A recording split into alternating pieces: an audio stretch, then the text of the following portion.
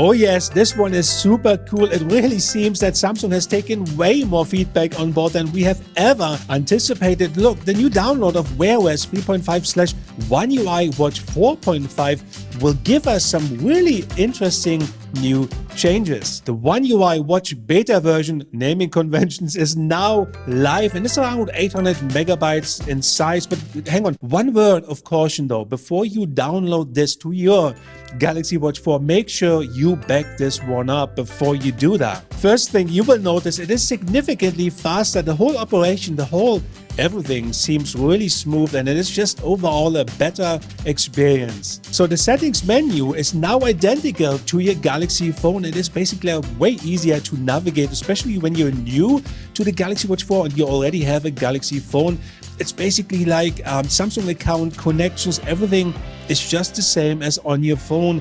And in addition, you have a new UI when it comes to the contact section as well. And then of course you have the usual stuff. You will find upgraded watch faces, adding background characters, animals and what have you, different colors, but also you can now use dual SIM. Yes, you heard correctly.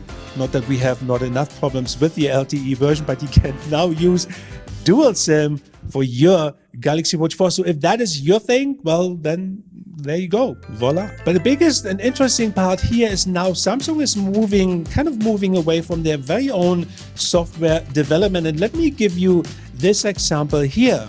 The Samsung keyboard on your Galaxy Watch 4 now supports a QWERTY layout to match the Gboard. That means you no longer have to basically choose which one is best for you. So there's kind of an alignment going on as we speak. It also has improved handwriting, but also better voice input and many more features you will notice when you use the new Samsung keyboard. Interestingly enough, it now shows way more information when it comes to your Gmail account or to your Gmail app.